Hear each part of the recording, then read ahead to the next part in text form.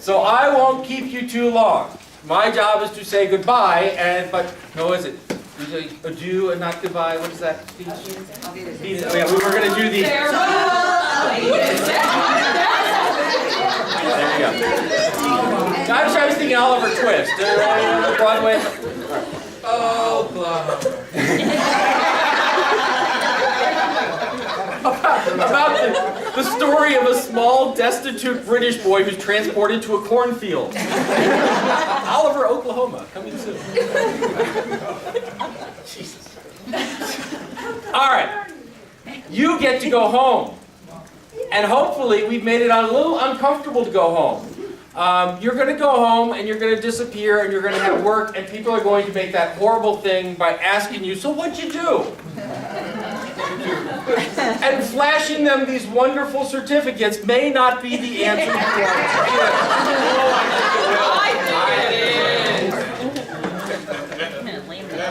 give. I would encourage you to play. I think that all too often in this society we look at play as something that's frivolous. And yet, play is how we learn. Play, try and break things. Try new stuff. Stretch. Enjoy it. I understand saying that is a hard thing, and I understand the worlds you're going back to are not always the most pleasant places to be. I understand that sometimes you feel ground down by them more than lifted up. I understand that you're serving people who are in that situation as well. But that's all the more reason to play. That's all the more reason to learn. That's all the more reason to aspire to be awesome librarians.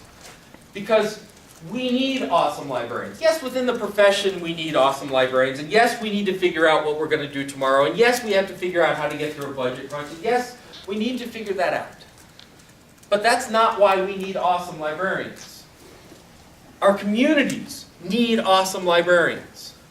This year, 2010, was the first year that academic debt in this country, debt and loans acquired for going to school, surpassed credit card debt. We have people, as we were talking in one session, we have people that just say college can't do it, take it right off the table before they even worry about whether they should or shouldn't. We have communities that are losing jobs. You have coworkers who are losing jobs. You have a community in need. They need awesome librarians. We have a middle class that's struggling to remain middle class. They need awesome librarians. We have a rhetoric around how we govern ourselves and how we move forward that is toxic. They need awesome librarians that can provide them a neutral and reasoned voice, a facilitator about what it means to be in a democracy. And I know that might sound really highfalutin, and we're sitting here in a sort of submarine-like room in Springfield talking about democracy, but that's the world that we live in.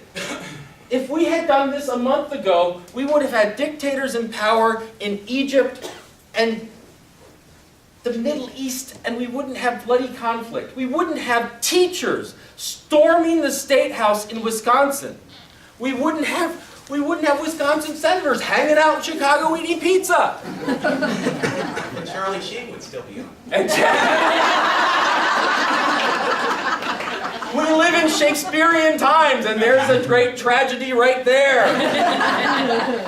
They need awesome librarians. So we make videos. So we talk. So we try some stuff online. How does that help us? It's because we play and we show that we can be courageous in the face of great adversity. This profession did not get where it is. Did not come through 3,000 years by not changing. It did it by going through wrenching and painful choices.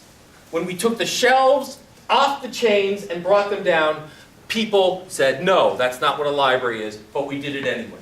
When Dewey said, we are going to work together in organizing and standardizing materials, people said no, but people of vision said yes, and we did it anyway. When Ranganathan worked in India and said, yes, we are full of poverty, and we have situations in a social network that's not working, libraries can become democratic institutions to educate us all. People said no, and people of vision, awesome librarians, did it anyway.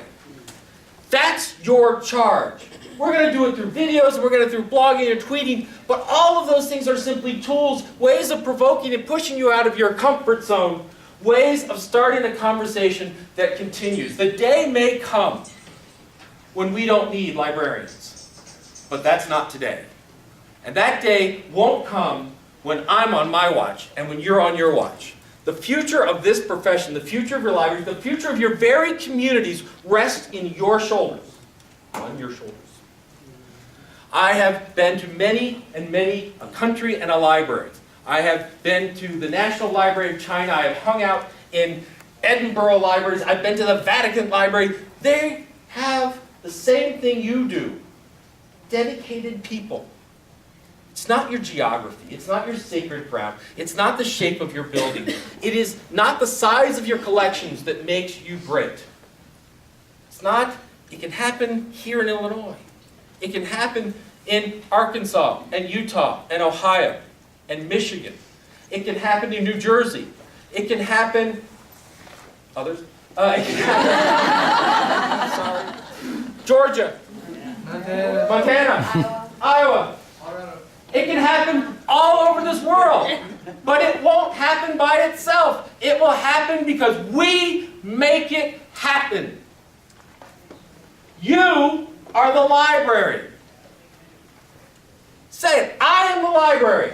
I am the library. I am the library. I am the library. I am the library. Go change the world. Thank you very much.